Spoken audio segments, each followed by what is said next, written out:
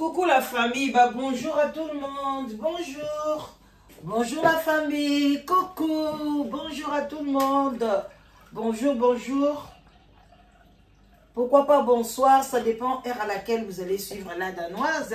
Bambo de Ebele, Bisika, Bizubino, Boboto, Bondeko, na kati ya mabota na bino bandeko nanga, shalom, shalom, ningana, ningana, tata, mama.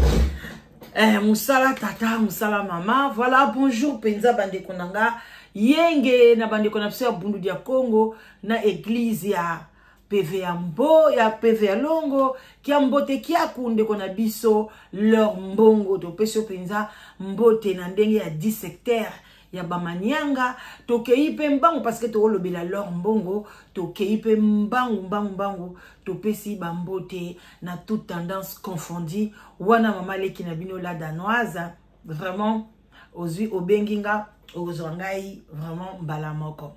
Voilà bandeko nanga sans tarder moi kopo mai ebele et ça la bien. Voilà bandeko nanga na yeto solamo muke likambu ya leur mbongo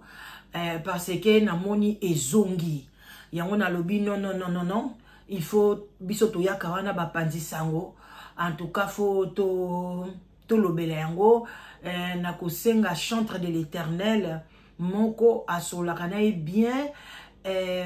kombo na ye ekiminga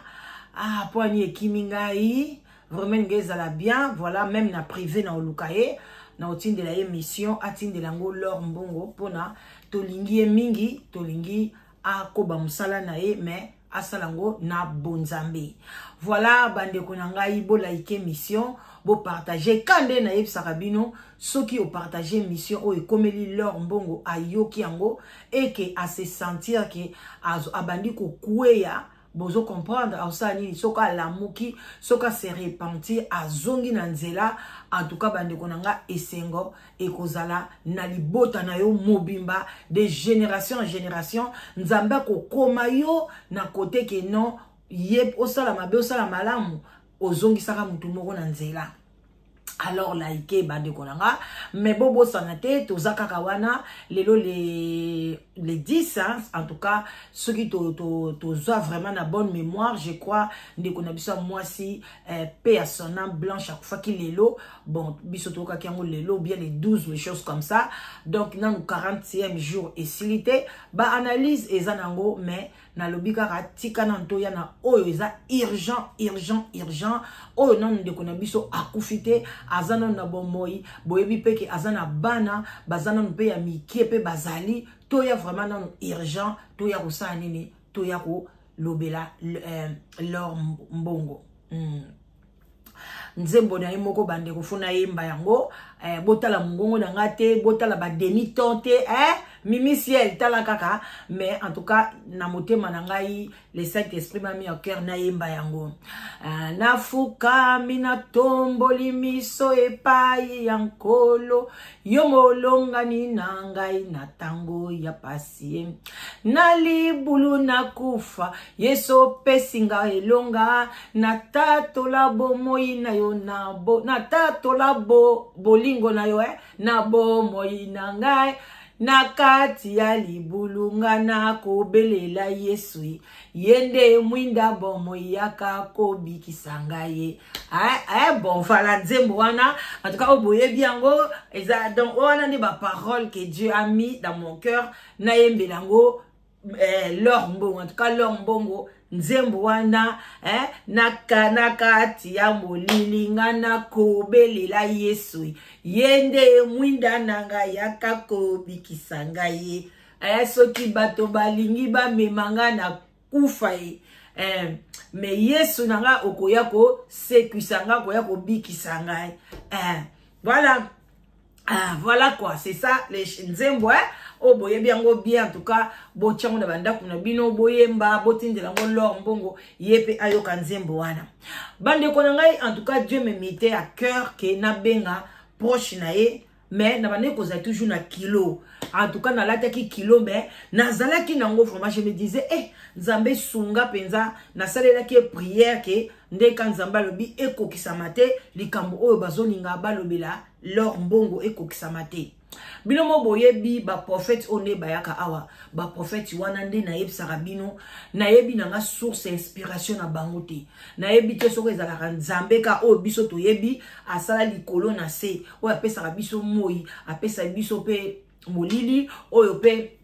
atobenga kaina tout moment sungaka biso na yebi nanga te ba prophétie na bango soki utaka wapi mais ba prophétie na bango ebele ekokisamaka yango wana soko yoki eloko ndenge wana fukama ndenge moka lobaki tombola miso epai na nkolo ye molongani na tango ya pasi na libulu ya kufa Yesu apesi ngai elonga na tatola bonene na ye na bomoi nanga na kati ya molili nga na kobelela Yesu yende mwinda ya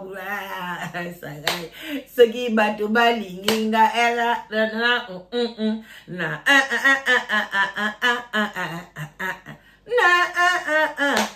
alina bamai nzembo kitoko so pe tolobi to cha bopesi biso copyright yango kato bandaka ko fabriquer leur mbongo ba nzembo kitoko ya bonzambe tala banzembo na bino ebunga kaka ndengwana alors bolongola bino so basena nzambe botika banzembo na bino open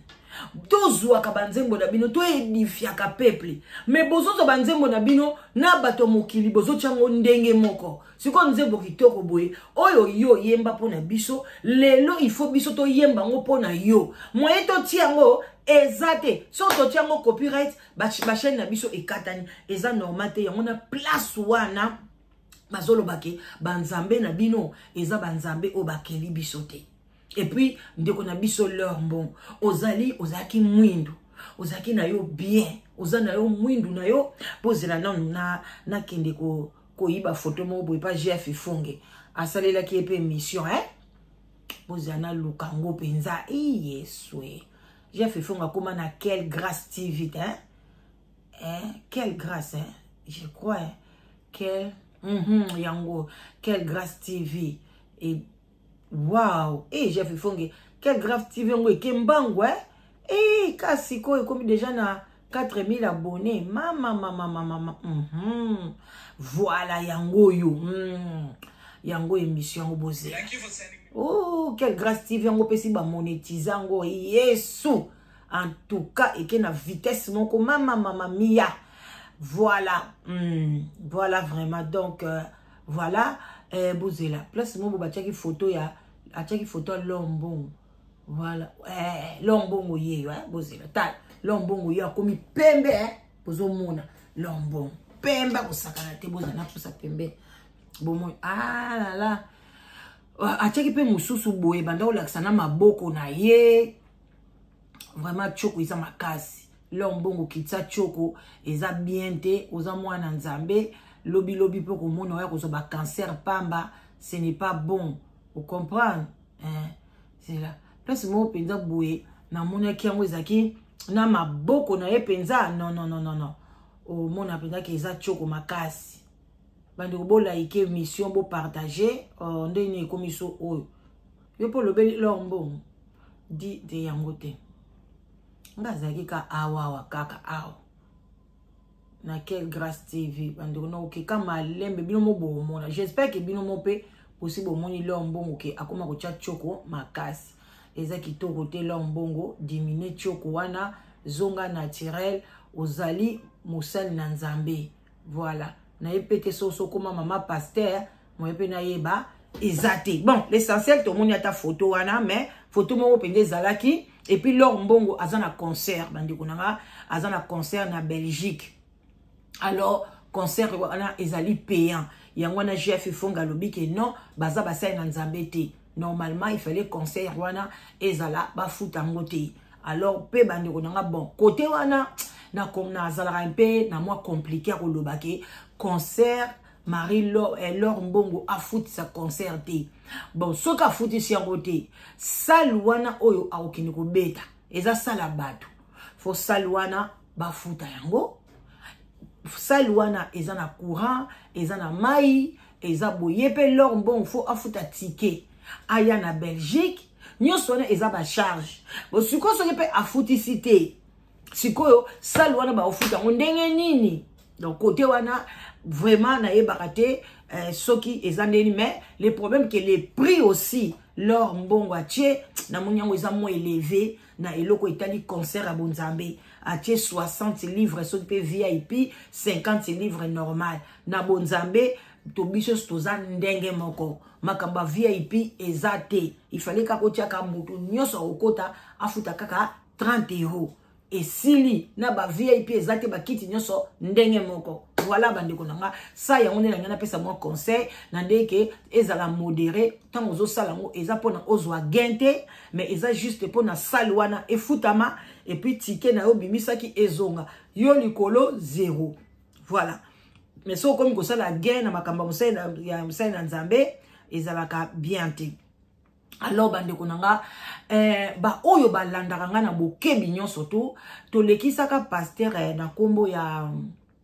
apôtre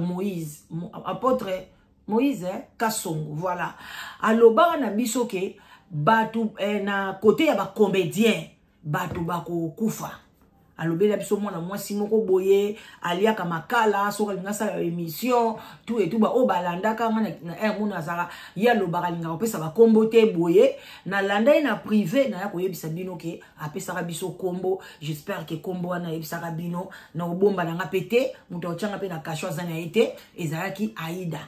oyo ya théâtre. Alors en tout cas kote kozala bien kombo na yeto loba pona akende kosala nini koluka Nzambe na ye oyebi série moko pe boye alobaka kombo ya Manike bandeko natanga kango Manike alandaka biso abengaka ye akotaka ba prière akendaka akotaka Manike makote ba prière bandeko nanga. Alors bosakana na bato te tamso zomone boye na sima na ye oyebite. Alors parce que alobia tenga na yoki kombo nanga et pas la danoise boye ke au mais ye atanga kinga isoka betel gai boye na lobela ya ka oyebisa bino. To longo wana lelo soki na sali émission o ezat vraiment urgent parce que c'est pas parce que Marie-Laure et Laure anawaka Marie-Laure Marie nani comme nani Laure Mbongo. Voilà, c'est pas parce que Laure Mbongo azobeta concert, ce n'est pas ça. Na moni ke ngai jour prophète aleka une émission alobaki ke batoza na chantre moko ya munene ya mwasi akosa nini soki a se repentir te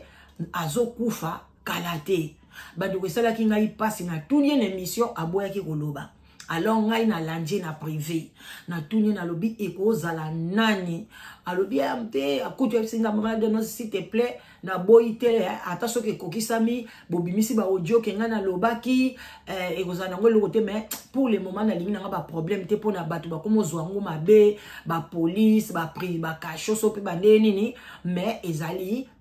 Laure Mbongo loko le bimi na ngo na munongo nanga bimi na ngo na munoko mutalo bite ba okepe ko kangisa ete preuve ezate e bimé pananga Laure Mbongo soka ko mona ngo mabe aye apporter na plainte, c'est pas grave mais to salango na bolamu na ye parce que to lingi ye a se repentir. Voilà. Alors ba de konanga tang ba yebisanga kombo na ye et salanga yi pasi marqué asas ko na camarade na ye moko boy to solaka na ye bien ayemba kapé mais camarade nango kombo na ye kimingai kombo ne nani ayemba kapé bat pe boyebi bien yesko to solaka malamu. Alors kombo ne nani ce qui est marqué ce qui est nani faut les arta et bandana na ba main bandi ko nazana nga l'est tozo solo na biso kombo ne penze kimingai bozana na komata chantre de l'Éternel te pour na tchaka moi entre parenthèses moi na komi chantre na kenata na komata chantre boy na voilà Dieu bon na moni kombo na ye entre parenthèses na koma chantre comme na ye immaculé. En tout cas, immaculé bambote ebele. En tout cas, que Dieu te bénisse. Il y a le barala, on appelle ça bambote nabi. Shalom, homme de Dieu, na chantre de l'Éternel. Abila damno c'est ça l'angé sengo. Voilà. Donc, tomba yebisa kinga, je vous dis vraiment, nazalaki des jours nazalaki mal à l'aise. Comme il y avait quelqu'un qui me disait seulement na benga de konaya moi si oyo basola ka bien baza bien na benga eka na yebisa yeke ala likambo boyeboye ndeko na biso kota prière. Mais il y avait quelque part qui me disait aussi kolobate donc nazali neti nazo benda na benda. Alors bande konanga na fandi na nga pe mais lere na ye kolanda émission lobby na Congo promo oh mwana mwasi wana za prophétesse babenga ke soki pe nani na oche la bino pe na ocha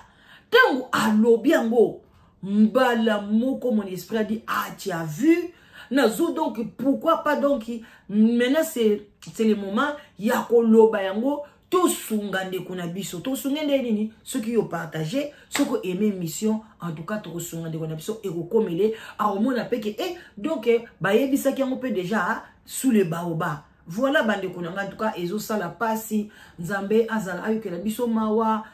bana bazano mike bakoko na biso bazano mike en tout cas asunga biso baliwa oyo penza ekene musika vraiment tozana posa nango lelo te voilà bande konanga nazo tchela bino sikoyo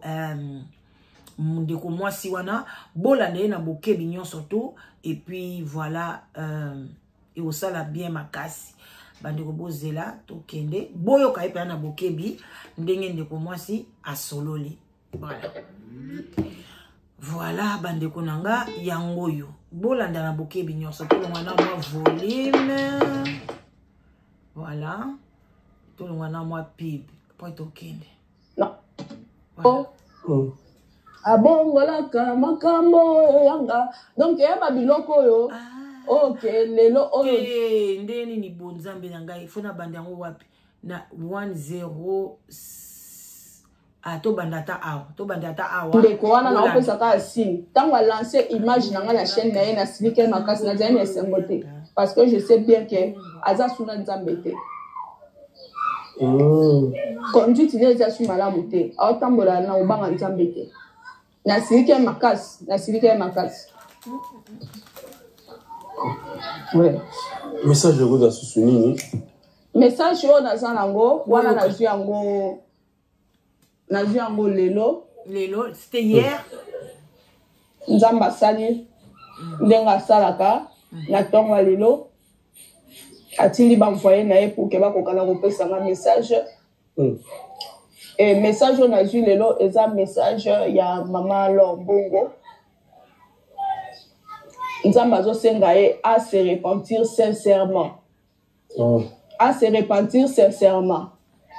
comme signe o nzamba pesi nzamba azosenga ye à se repentir sincèrement bande konanga repentance ezeloko moko ya malamu nzamba alinga bato oyo bafungolaka mitema epa na ye bazo se repentir mais sikoyo repentance yango ekesanaka na ndenge nini soki okoti ba maison okoti ba science occulte aussi okomi kuna basi bapesi o gloire na bango ya pono se repentir okokate biso ba oyo eza facile parce que l'aime sous repentance yango to fingani ka na moto aime sous repentance yango kaka ta mususu na keso na magasin na yibi mwa chocolat ta mususu mwa repentance nanga ezaka ta mususu na salika kimote jalousie na mutu moko boy mais non ça nango facile mais oyo ya bango sikoyo soki penza ba koti na babiloko na bango wana ekomaka kilo aomona ke parce que soko se repentir ozali na biloko wana okita penza ko koma penza zéro emso ko bamba lipape avant nzamba ya kotombola yo alors esalaka bango mwa kilo mais balobi pourquoi o gagner biloko nyonso ya bokile kotikala parce que balobi so to kufi nde siko ekomi éternel vie nde bandi mourir pour vivre bozoe ba dissertation na to salaka ngo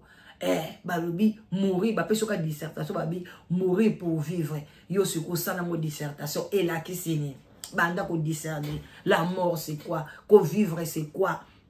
est-ce que oyo biso ndenge to zabwe ezalaka liwa après ce ko kufinde komi vie tamu mosusu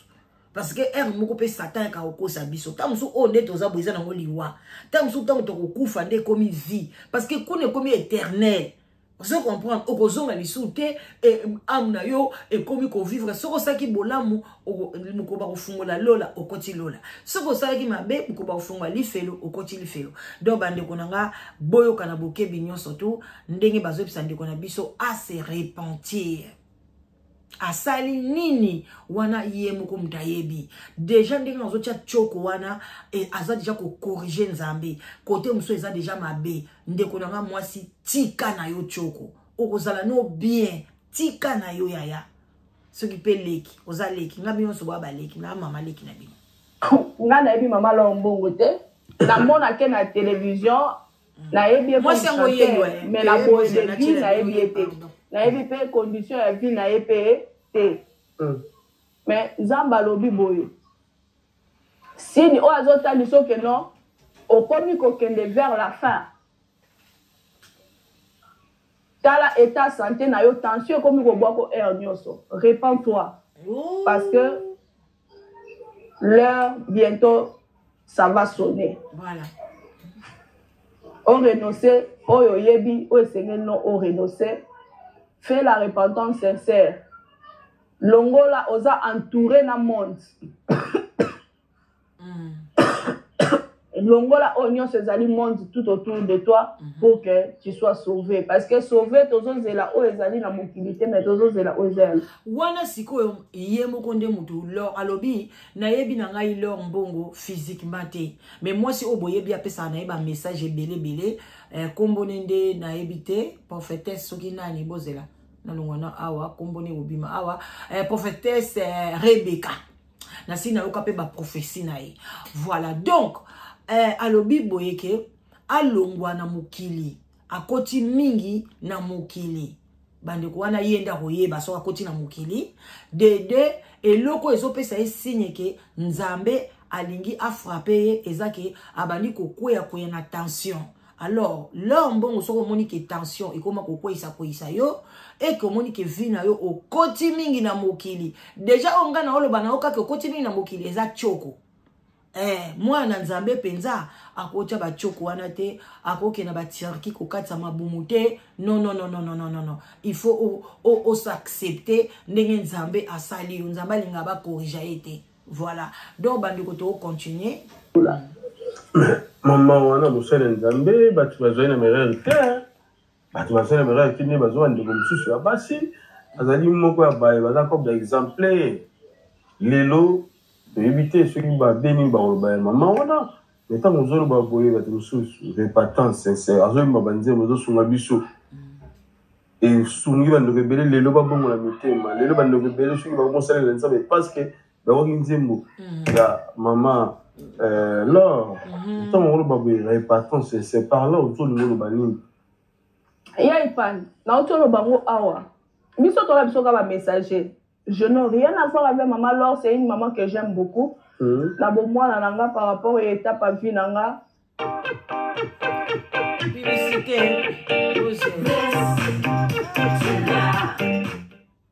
Publicité bande réseau les cas. Donc ndeko na biso moi si azaka rako expliquer biso ndeko na biso mobile ya lobi ke azali parmi ya basali oyoyo ba reprochera bango presque na rien. Azoemba banzembo, ezo édifier batu, likambo lisusu na ye, repentance anga kosala sur base de quoi?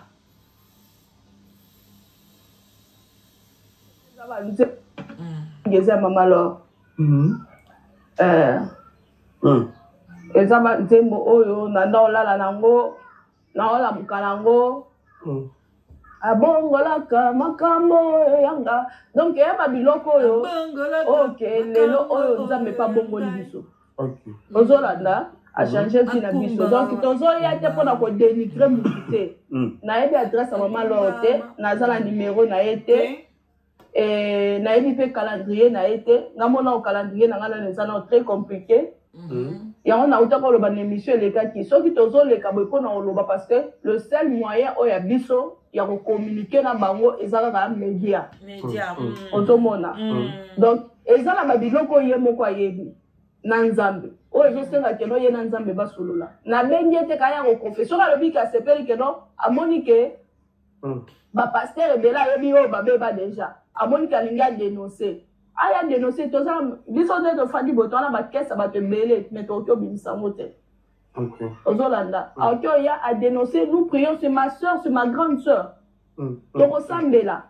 parce que souci la biso ça ndeko kota lola voilà ezala ngo ba mituka te eza kolia te eza kolata te souci na biso personnellement eza nde lola eza nde lola ndeko kokota lola te pona kitoko na yo ndeko kokota lola te pona pa français na yo nde motema ezala pembe molimo mosantu ezala na yo moyo wani moyo bamama moyo we moyo bilenge moyo we kamileleko andeko kokota lola te pona kitoko na yo kokota lola te pona bambongo na yo nde motema ezala kitoko molimo mosantu azwa esika moyo wani moyo ayaya benda bote kokota lola te asala repentance sincère et puis à dénoncer pour que vie à santé nae peut-être à dénoncer à renoncer quoi santé nae ou bien ma jour nae ndenga lobi que bientôt ça va sonner je ne sais pas quand Liloba là-bas les amis j'ai tout battu à biso donc ma jour nae est comme réduite soka se repentir te ben ba éviter quand donc leur bon s'il te plaît ngaipe musai na nzambe ayebisa ki ngai ke natuna ki Pascal leka ki na chaîne alobi ke ba comédien mi ba comédienne moko na comédien moko bazape na vie na bango eza keba na musai na chantre de l'Éternel ya monene en tout cas na mutu na ngakutu na tchaki kombo na ete alors tant on a landa ki na privé atangela ki nga kombo na yo alors to sa l'émission oyo pona bata mokilité kotala bata mokilité ko surtout kotala ba commentaire te o batu baya ko koma na chaîne dangai ba kadia mpemba la bakadia pemba yo siko mitala yo moko kota na chambre na yo sala bila ya vie na yo eloko ni ko sala ke parce que yo zwi kutu bien zwi kutu pona ngai na loba gloire à Dieu nzamba sunginga na se repentir na zonga na face na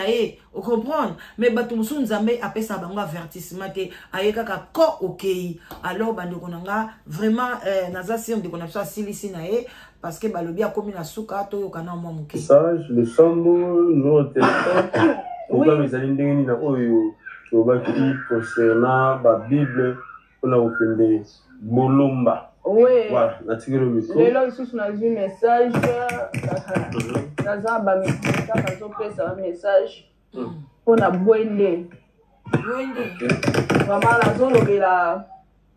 ba bokilo la ngani sur Équateur losa pour la bino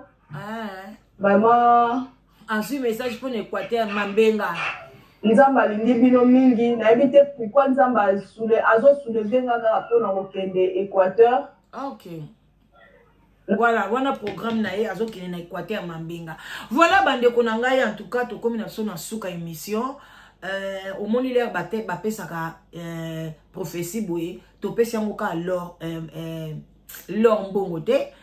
profession na pe ko komela ezape ngape fona zwa par nanga sope nazo tambola mabe fope na se repentir yo pe zwa par na yo yo kuna pe zwa par na yo yeba ke nzambe alingara te ozala un pied dedans un pied dehors ozala chaude te ozala froide te yo soko ozala ozaka tiède nzambe pe alingara te alingara makamba un pied dedans un pied dehors te soit makolomi baleza na kati soit makolomi bale pesa libanda omoni pe bato makolomi bale pesa libanda omwa pe atikine bangoti ye moko yebi mais yo sikoyo lingo lakisa bato ke naza na kati place muso oza libanda te soit obimi na yo na corps du Christ bato pe bakipo lisu te olakisi pe position na yo nga corps du Christ en tout cas na tiki na ngai na kuna lisu te mais naza na mongongo na nga nazoyemba na nga nazoyemba na ngai soit okoti makolo nyonso mibale na kati parce que prophétie au penza est touché nga yango bomoni ke na lobité tika na nuna tchana no sujet l'épisode du jour ya papa Marcelo pembeni na kozongela ye ata lobby ata lelo na pourquoi on ne sait jamais de kan nzambe on peut s'abso makasi boyo kananu oyo ya Marie-Laure pardon ya Laure Laure Mbongo en tout cas Marie-Laure peut m'emboter belé et au sol la bien en tout cas botika la bien nazo zela ba partage na bino bo like vidéo bo commenter voilà bande konanga carnet na ngai carnet o nga na osalela bémission na nga eza yanga mutu moko te na mokilo na oyebisa bino mbala na mbala akoya kope koimpose nga carnet na ye ke likambo boye stoppe likambo boye koloba te yo kotala obe titre soki mpe na tie titre lokuta okoti na kati osipeli te obimbi mais na tiaka mingi sur 90 sur 100% en tout cas 98 à 99% ba titre nanga na tiaka ba kombo bato na lobeli et puis na tiaka pe ba miniature na bango. Alors ne venez pas au point na nini yozo analyser kaka ba prophétie mais za chaîne nanga si vous avez analysé la prophétie, ma bezat, yo lingina sani, na banda ko kote suba makabwa batu, to banda suko fingana, barando ba moiboy, tete, nga bakambwana te. Na yebi ke naza policière de la presse. Na kangi na ngape déjà batu ebele, neti mama bomolo, na si na kangai, na kangi lisusu, na eba insulte o azo finga, ezo sala nga nzoto pasi, ezo sala nga nzoto malili, parce que, voilà ka entre parenthèses, comment na fali pour pas boye, batu balanda ka mingi ba jeune. Donc place ni so bana wana ba 22 ans, 21 ans, 20, 18 ans, ngana zana bana ba camarade na awa ba 21 ans, 22 ans, fali tanga beta ki na Angleterre. Bango so ba sopana, bango ba pesa nga image. Na isa bana wana le tango boko makuna bosale langa ba image ya fali, ya batinela nga we bele mike na zana ngo. Bozo comprendre. Alors bande ko na ngai. Siko bana wana so bamonika bakomi fali bakota ka batala baya kokuta ke mama pepe mwasi moko mama bomolo aza kitoko mais comment ozwaka makitoko dayo ozo salango boye mama tu peux venir aussi dire aux gens là oh bazolinga fali te tu peux leur parler aussi sans insulter des gros mots et aussi la biso kitoko te parce que ngana sepela na mona yo boye na media na bien ngape na zwi yaya na media mais ce que la yaya nanga onga na obenga yaya ata yo moko ba insulte ya bongo et ça la kitoko te alors bande ko nga botika nga so mikolo nazana nga boye nazana nga na basai na nzambe botika ngai boya ko mimanga na buzoba na binote na bana ko finga na fingana o balobeli mubali ya tel modèle boye mubali ya boye na kota te ba boye etali ngate place balingana na zalaite so kayaki ko zoye na live together out na ngai na kota ndeko mwasi benga ndeko mobali benga live together ne tombera jamais live together original ozana mobali te ozana mwasi te n'hésitez pas benganga oza diaspora ovandi na Europe ovandi na Amérique du Nord ovandi na Canada ovandi na Australie ya benga to peso mobali ya bien ozo mwasi ya malamu papa bobenga obenga na numéro nanga 0044 74 38 03 16 23. On reçoit la danoise, toko solo là, et puis toko peso mobile à malam. En tout cas, pesanga confiance, et puis eko salama kitoko makasi. Boya ebele, solitude et zamabe. Ce n'est pas bon que l'homme soit seul. Bisous, bye bye la famille.